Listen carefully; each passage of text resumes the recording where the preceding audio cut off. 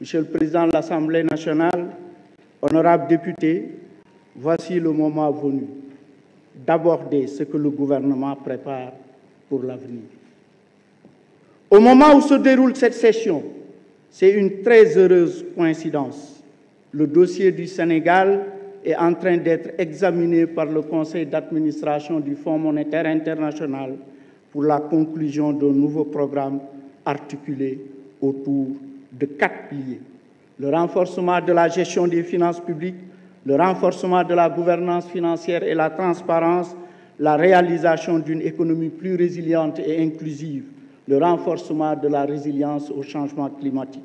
Ainsi, sur la période triennale, les prévisions de ressources évaluées à 17 290 milliards sont revues à la hausse de 29,03% en valeur relative par rapport au précédent DPB.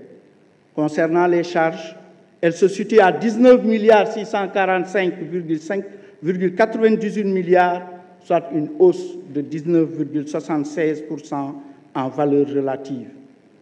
Plus spécifiquement, à la faveur de la conjonction de tous ces facteurs favorables, le budget 2024 devrait atteindre un chiffre record de plus de 7 000 milliards de francs CFA. Comparé à la LFI 2023, le projet de loi de finances 2024 devrait connaître une hausse de plus de 585 milliards en valeur absolue et 9,1% en valeur relative. Ainsi, permettez-moi de relever, Monsieur le Président de l'Assemblée nationale, honorables députés, un quasi-triplement du budget en 12 ans. Le budget initial 2012 qui était de 2344,8 milliards. Je vais répondre parce que maintenant, le moment est venu pour répondre. Pas avant, mais ce n'est pas aujourd'hui. Pas aujourd'hui. Je ferai un discours à la nation. J'apporterai ma réponse qui ne peut pas dépendre du contexte dans lequel nous évoluons. Il faut que cela soit clair. Il y a beaucoup d'excitation. Qui écrit par-ci, des rapports par là, ce n'est pas ça qui va déterminer les choix du président de la République, croyez-moi. Ça va être un choix libre, souverain. Il y a la question des mandats. 2 mandats. Je ne vais pas amener le débat. 2 mandats consécutifs. Mais soyez rassurés, je vais répondre très bientôt. Je vais répondre parce que le moment est venu. S'il vous plaît. Merci. Excitation.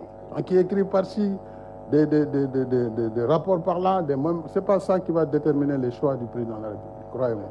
Ça va être un choix libre, souverain, qui s'exercera et qui sera expliqué au pays, quel qu'il soit, et qui sera assumé, quel qu'il soit. Donc ça, c'est pour bientôt. Donc, les gens qui sont tout le monde, nous avons préparé. Comme ça, au moins que les gens aient le temps de bien manger leur. La clé dans la main des bénéficiaires, le contrat est rempli entre la Caisse de dépôt et de consignation et ses clients.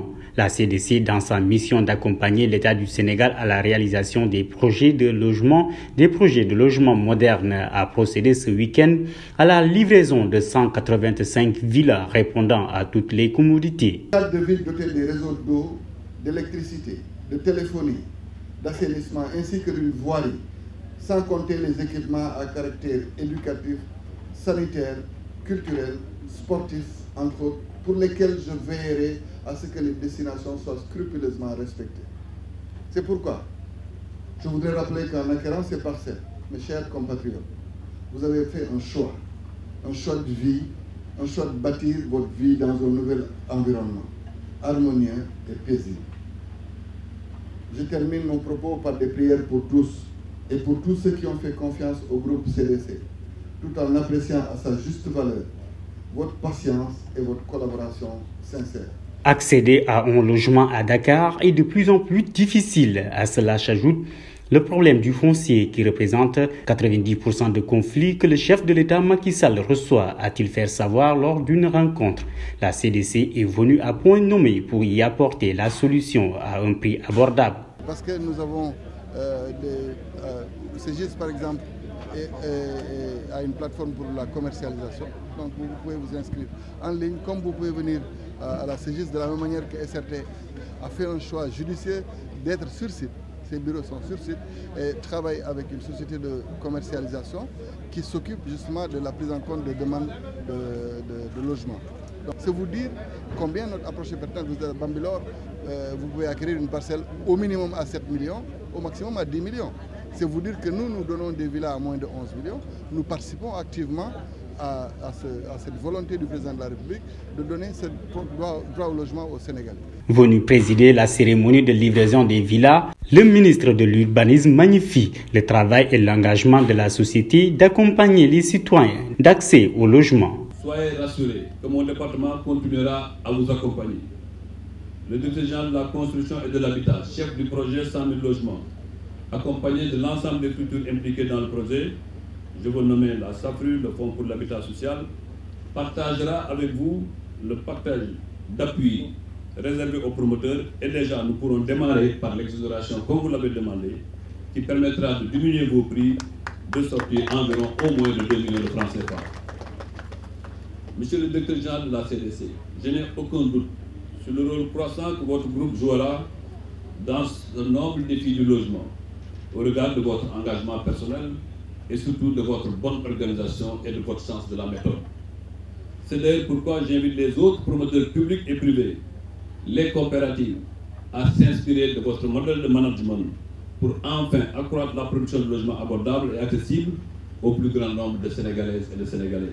À en croire au directeur général de la CDC, au moins 1500 parcelles seront livrées au mois de juillet prochain et juste avant la fin du mois de décembre 2023, un autre ciblage est attendu avec plus de 2500 demandes.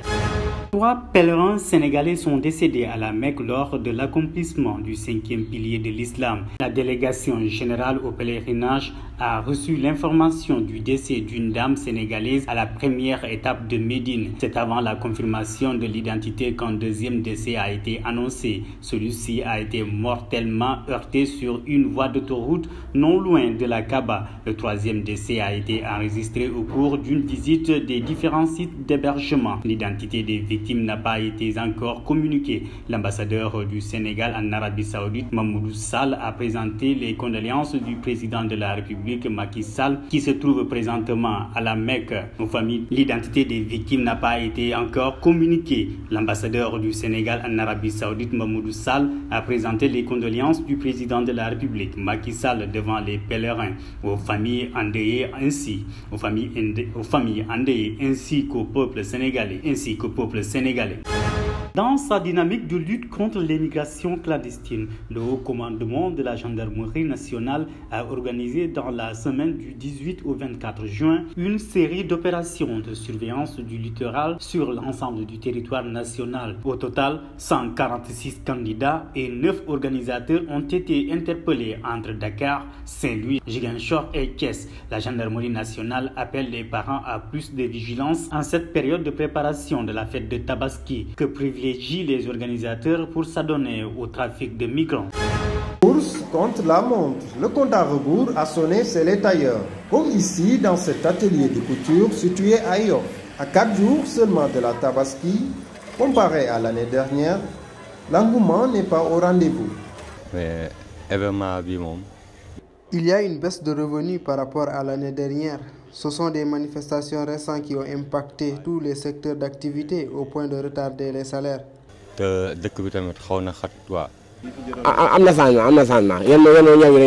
Il y a vraiment un changement par rapport à l'année passée. Les clients ont amené les tissus tardivement. Je ne pense pas les coudre toutes avant la fête. Malgré la volonté des tailleurs de respecter les délais de la livraison des commandes à temps, ils sont souvent confrontés à des imprévus, source de conflits entre eux et les clients. Certains de nos clients nous comprennent, tandis que d'autres nous mettent la pression.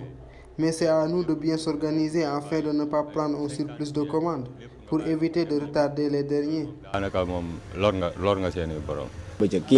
Oui, certains clients nous mettent la pression. Tu vois d'ailleurs comme elle. D'autres ne sont pas trop exigeants. En plus de cette pression vient s'ajouter le délaissage de l'électricité. Comme chaque Tabaski, on assiste à une nouvelle tendance de mode pour célébrer la fête. Cette année n'a pas également dérogé à la règle. Cette année, les clients ont adopté différentes modes et les plus en vogue, ce sont les coupes africaines et les costumes. J'interpelle mes collègues de travail à se conformer aux nouveaux modes de couture afin de satisfaire les clients. La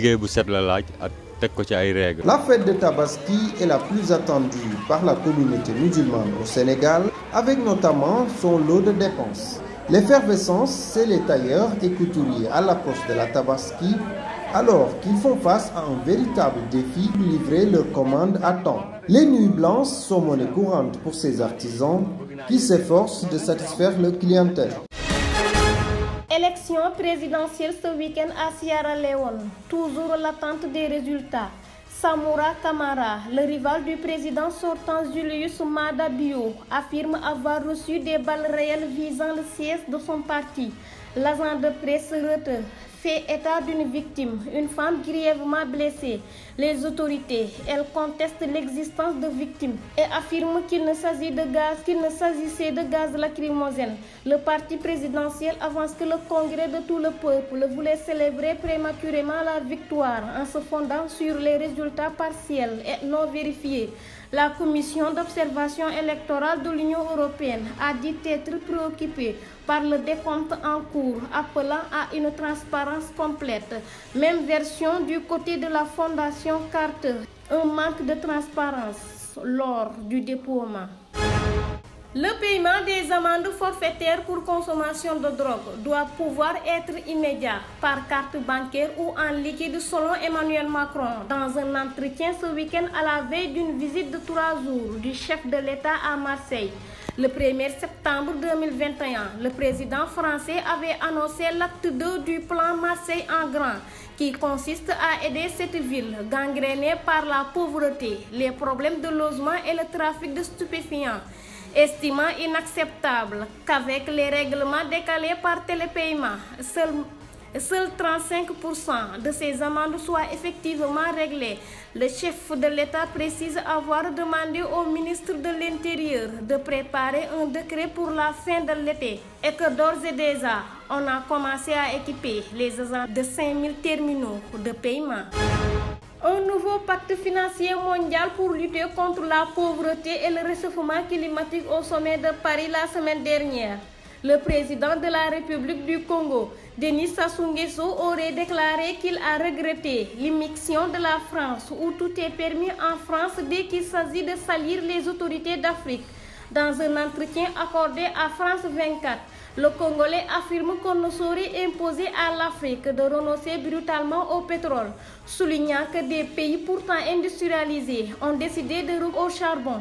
Pour Denis Sassou Nguesso, les pays occidentaux sont engagés à financer à la fois la lutte contre la pauvreté et celle contre le réchauffement climatique à travers une aide financière pour les pays pauvres. Or, la République du Congo dispose d'un important potentiel pétrolier et que son pays abritera à la fin de l'année un sommet dédié à la préservation des 3 plus grands bassins forestiers de la planète, auquel participera des dirigeants internationaux parmi lesquels le président brésilien Lula da Silva.